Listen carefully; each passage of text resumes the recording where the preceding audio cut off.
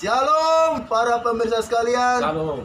Selamat berjumpa lagi bersama dengan saya Alfred Samosir dan Bapak Gunter Sianturi dalam acara menggali firman Tuhan. Bolehkah berobat ke dukun? Ya. Shalom Bapak Sianturi. Shalom. Sering kita dengar kalau orang Kristen sakit dinasihati jangan pergi ke dukun. Ada orang bertanya begini Pak, siapakah dukun itu? Iya, iya. Silakan penjelasan dari Pak. Jadi kalau itu betul, Iya. kalau orang Kristen sakit, sering orang bilang janganlah pergi ke dukun, katanya kan. Iya. Tema kita tadi, bolehkah berobat ke dukun? Nah, pertanyaannya siapakah dukun itu? Nah, menurut Kamus Bahasa Indonesia, nah, dukun itu dia bilang bahwa orang yang mengobati. Jadi dukun itu didefinisikan orang yang mengobati, orang yang memberi jampi-jampi, orang yang memakai mantra, orang yang memakai guna-guna. Itulah definisi dukun dari Kamus Besar Bahasa Indonesia. Pengalaman saya dalam memahami dukun, bapak saya dukun. Nah, saya pun pernah jadi dukun. Nah, bapak saya ini ada bacaan-bacaan mantranya. Nah, itu ditulis dalam bahasa Batak. Kemudian ada ramuan-ramuannya. Lalu dia mantrai dengan daun sirih atau deban dalam bahasa Batak. Itulah yang dibuat mengobati orang-orang yang sakit. Kemudian asal atau sumber ilmunya itu dari nenek kami yang sudah meninggal. Jadi dalam mimpi datang menjelaskan cara mengobati dan ramuan-ramuannya. Saya tidak mengatakan semua dukun begitu. Ada juga dukun yang mungkin diwariskan oleh orang tuanya cara-cara pengobatannya. Tapi ada juga yang belajar mungkin karena di sana ada dukun lalu pergi ke sana. Dukun ini pun macam-macam. Ada juga dukun beranak, ada dukun ya disebut kadang dukun putih karena kerjanya mengobati. Tapi ada juga dukun yang mengguna-gunai, dia bilang. Nah, waktu saya sakit, saya pergi ke dukun. Dan di kota Medan ini sudah berkeliling-keliling saya untuk berobat. Nah, ada yang Hasiaran Raja Singamangaraja, ada yang orang kita Jawa, ada yang orang kita Tapanuli Selatan, ada orang kita Arab, banyak. Dan bermacam-macam cara mereka mengobati. Nah, itulah yang saya tahu dukun. Nah, itu sama sih. Iya. Itulah. Ada juga orang bertanya begini Pak, Ya. apakah bedanya antara dukun dan dokter? Ya. Mohon penjelasannya Pak. Sekarang dukun kan maksudnya juga mengobati. Dokter juga maksudnya mengobati. Nah, orang bisa pergi ke dokter, bisa pergi ke dukun. Kalau bagi orang Kristen, kira-kira apa kriteria, apa pengertian yang bisa kita dapat? Yang saya tahu kalau dokter itu dia punya ilmu yang mempelajari tentang kemanusiaan tubuh. Nah, jadi dia pelajari semua. Bagaimana jantung, bagaimana mata, bagaimana kaki, bagaimana perut, semua dipelajari. Lalu bagaimana sakit terjadi, dia pelajari. Lalu dia uji satu obat, satu ramuan, satu bahan yang dicampur secara kimiawi untuk membunuh obat itu, penyakit itu. Dan akhirnya misalnya sembuh, maka diresep atau dibuatlah struktur kimiawinya, sekian persen unsur ini, sekian persen unsur ini, dan bisa diuji di laboratorium dan sifatnya ilmiah atau analitis. Tidak disembunyikan, bisa dipelajari oleh siapapun, sehingga dokter itu bisa bergenerasi dan tidak ada yang tersembunyi. Kalau dukun seperti yang bilang tadi, itu bisa datang dari mimpi dan cara-caranya juga mungkin berbeda-beda dan tidak jelas. Maksud saya, misalnya membuat kenapa harus 5 lembar daun sirih, misalnya begitu. Misalnya kenapa harus sekian kulit, nggak bisa dijelaskan. Itu hanya sudah standar begitu. Nah, tapi ada juga yang mungkin hanya coba-coba, misalnya seperti daun jambu kelutuk. Kalau kita mencret atau diare, itu kita rebus, lalu air rebusannya kita minum, berhenti juga diare itu.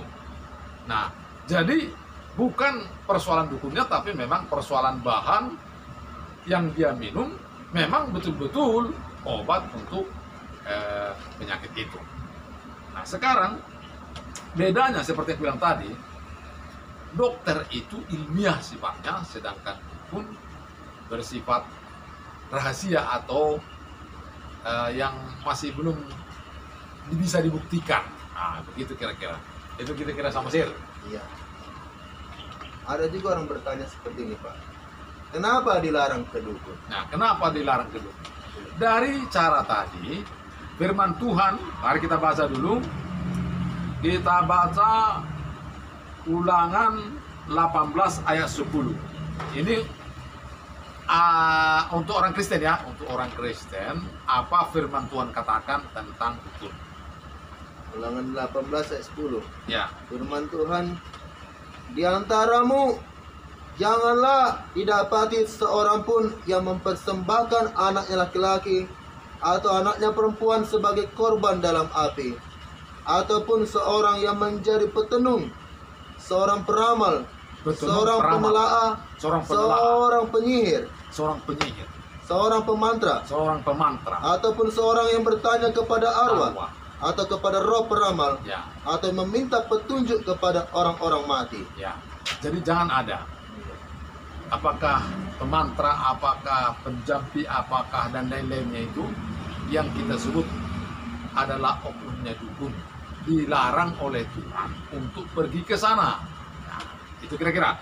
Kemudian dalam Yehezkiel 13 ayat 18. Yehezkiel 13 ayat 18. Yehezkiel pasal 13 Ayat 18. Yehezkiel 13 ayat 18. Firman Tuhan, katakanlah, beginilah firman Tuhan Allah, celakalah dukun-dukun perempuan yang mengikatkan tali-tali azimat pada semua pergelangan dan mengenakan selubung pada kepala semua orang, tua atau muda, untuk menangkap jiwa orang. Ya. Apakah kamu hendak menangkap jiwa orang yang termasuk umatku, Ya. dan membiarkan orang-orang lain hidup untuk kepentinganmu? Ya. Jadi Tuhan bilang celakalah hai dukun-dukun perempuan. Nah, kalau Tuhan katakan dukun perempuan, ya tidaklah berarti bahwa dukun laki-laki lebih benar. Ya. Karena kebetulannya pada waktu itu dukun seorang perempuan. Jadi kalau itu sudah dikatakan Tuhan, jelas pasti ada alasan Tuhan mengatakannya. Salah satu alasannya ialah karena tidak bisa dibuktikan. Oleh karena itu kemungkinan bisa ada unsur-unsur rekayasa. Tapi kalau dokter itu jelas semua, maka Tuhan tidak melarang orang pergi ke dokter. Nah, kemudian baca lagi 2 Tawari 33 ayat 6. 2 Tawari 33 ayat 6. Ya, 2 Tawari 33 ayat 6.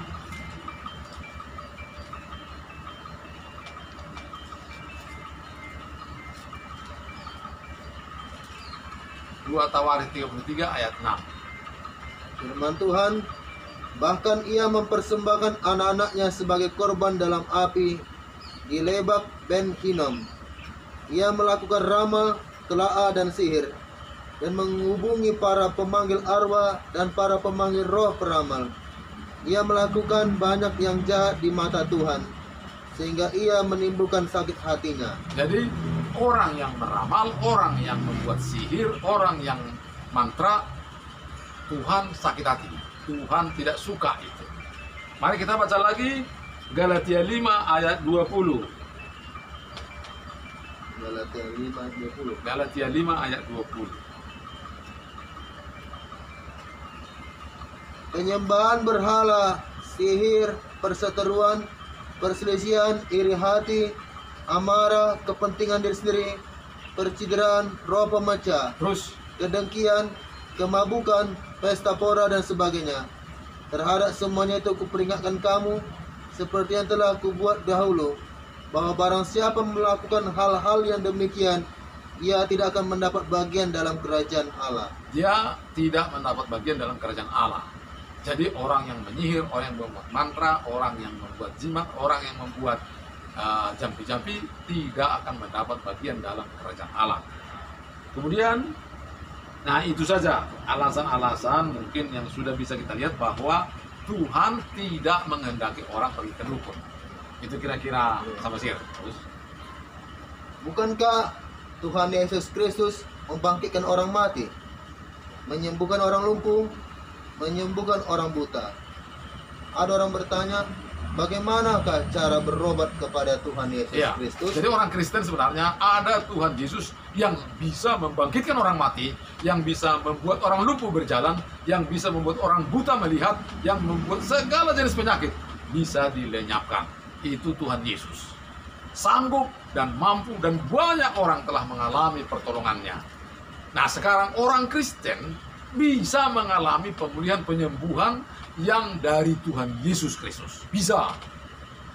Jadi apa resepnya? Apa caranya?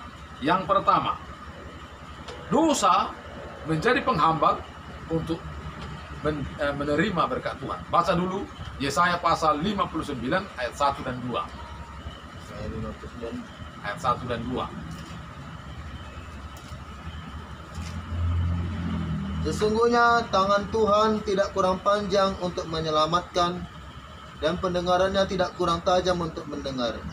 Tetapi yang merupakan pemisah antara kamu dan Allahmu ialah segala kejahatanmu, dan yang membuat dia menyembunyikan diri terhadap kamu, sehingga ia tidak mendengar ialah segala dosamu. Jadi kalau kita berdosa, maka Tuhan tidak mendengar doa kita.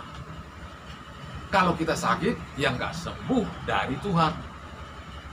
Sekarang, kalau kita mau berobat kepada Tuhan Yesus, dosa kita harus disucikan, harus diselesaikan. Cara menyelesaikannya bertobat. Nah gitu. Ada niat untuk berhenti berbuat dosa dan kemudian datang minta ampun kepada Tuhan. Tuhan mengampuni semua dosa kita dan kita bisa berdoa dan doa kita didengarnya. Oleh karena itu sekarang, kalau belum bertobat, bertobatlah. Berniat dalam hati, aku akan bertobat. Aku akan berhenti dan sungguh-sungguh mengikut Tuhan. Dan datanglah kepada Tuhan, ya Tuhan Yesus, ampunilah segala dosa kami. Maka dia akan mengampuni, dan apabila kita sakit, kita berdoa, dia mendengarkan. Nah, kami para pemirsa, mau berdoa sekarang, mungkin ada di antara Bapak Ibu yang belum dapat teman hidup, belum dapat pekerjaan, dan mungkin sakit. Kami mau berdoa. Barang siapa yang mengalami hal itu bisa beriman kepada Bisa. saat ini yang mendengar dan melihat ini. Iya, Mari amin. kita berdoa untuk Iya. mereka. Bapa di surga, Amin. dalam Ya, nama Tuhan Tuhan Yesus, Yesus, kami kalau yang berdoa menyembuhkan, bagi semua memulihkan, orang memberkati. yang dalam keadaan Di dalam saat ini dusta, dalam belum Tuhan. mendapat teman hidup. Kami Buatkan berdoa mereka agar mereka selalu dekat juga dengan Engkau, diberkati Tuhan supaya mereka mendapat Supaya teman mereka hidup. mengandalkan Bagi mereka yang Engkau, sakit, Tuhan. Tuhan ulurkan tangan. Ya Tuhan, Ulurkan tangan Engkau yang Tuhan menjamah dan berikan mereka. iman kepada mereka supaya mereka selalu sembuh. mengingatkan Yang membutuhkan Engkau, pekerjaan, Tuhan Tuhan tolong. Tuhan Tuhan berikan yang jalan menjamah hati supaya mereka. mereka mendapat Tuhan, pekerjaan.